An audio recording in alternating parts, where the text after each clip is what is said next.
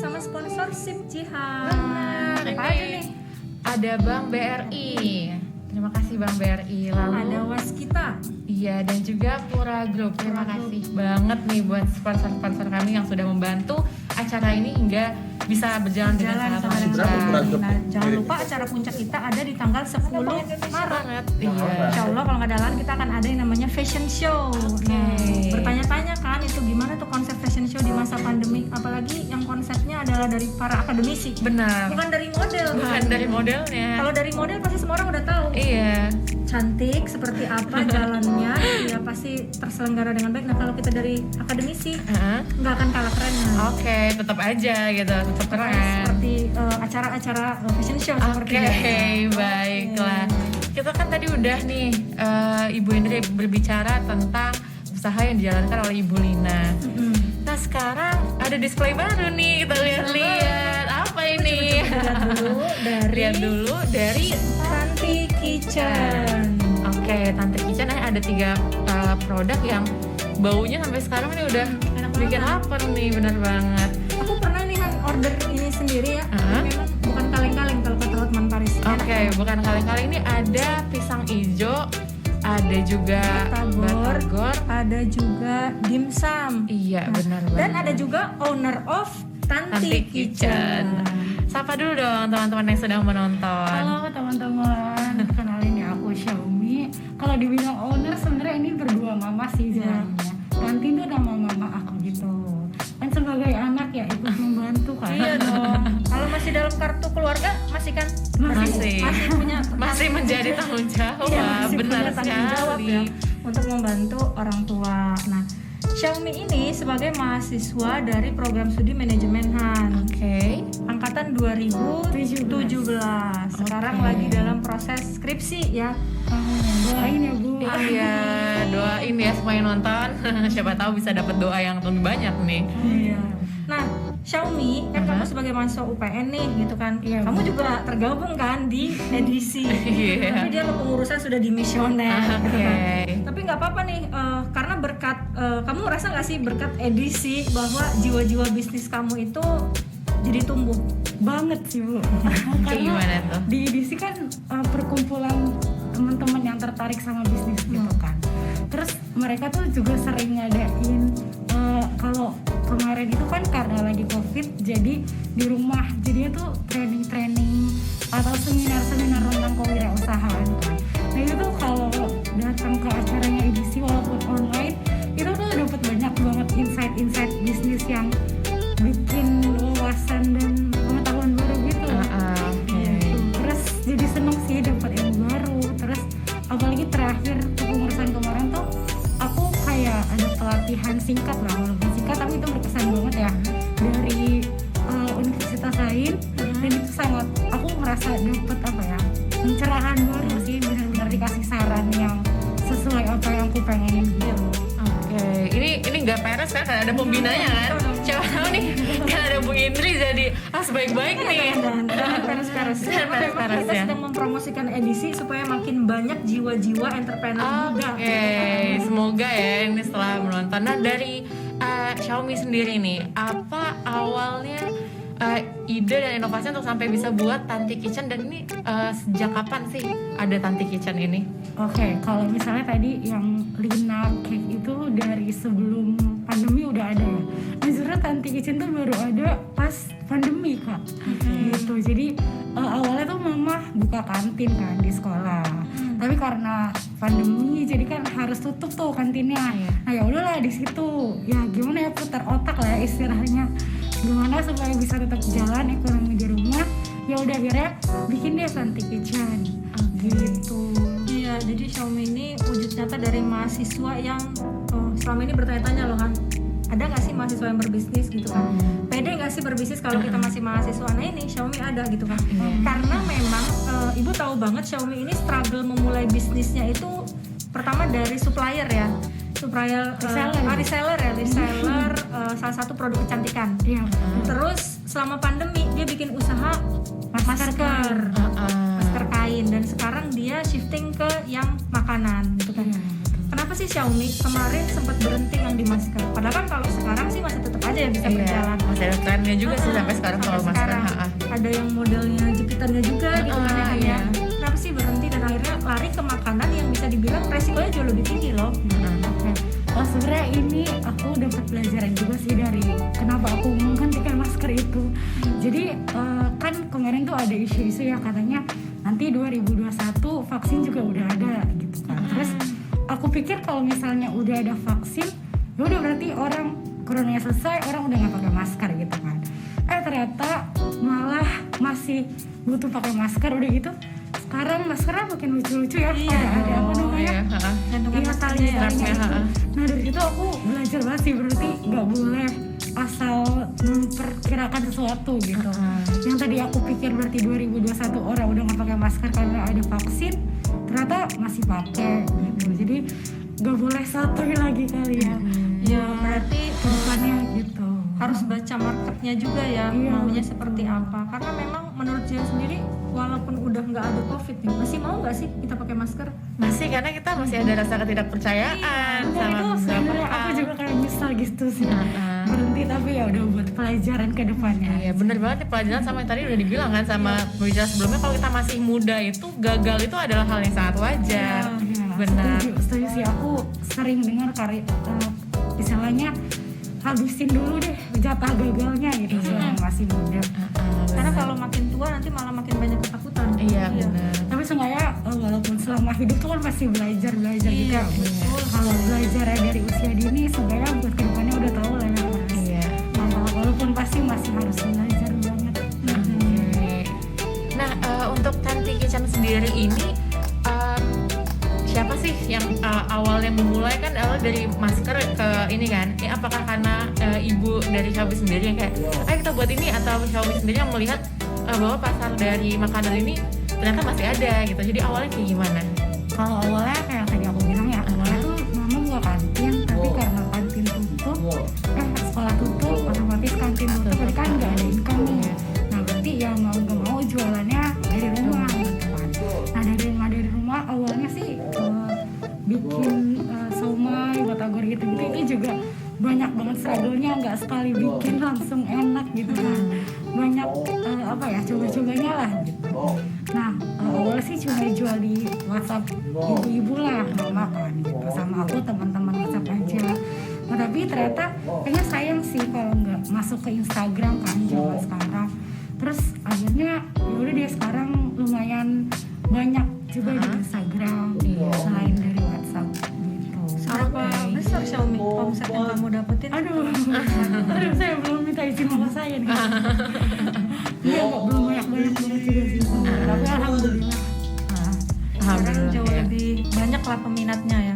Karena kan kalau dari WhatsApp mungkin orang yang kita kenal aja, tapi kalau dari Instagram bisa ada orang baru.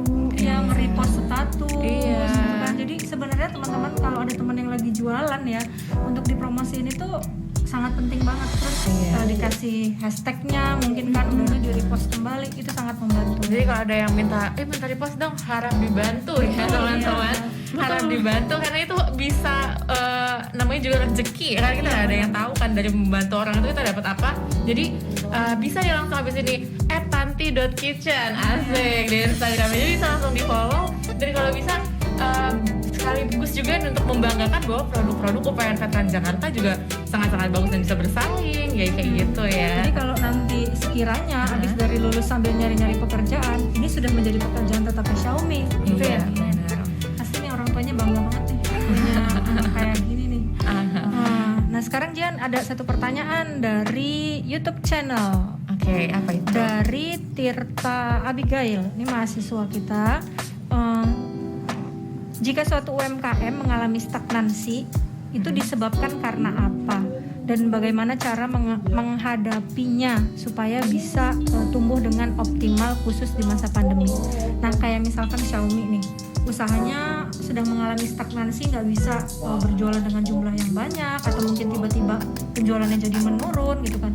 Kamu selaku pelaku dari UMKM tersebut ada nggak strategi untuk menghadapinya? Oke, kalau aku pernah denger sharing dari orang gitu ya, ibaratnya kalau misalnya kita merasa nggak ada kenaikan gitu ya, berarti ada hal yang entah salah atau nggak bisa tetap dimainin lagi gitu. Berarti harus cari cara lain gitu, gimana cara biar lebih meningkat lagi omsetnya gitu misalnya. Kalau misalnya kayak aku nih kemarin jualannya di Instagram ya udah biasa aja, tapi lama-lama stagnan juga kan. Akhirnya cari cara gimana ya biar dapat pelanggan baru lagi. Akhirnya coba ke endorse yang gratis lah.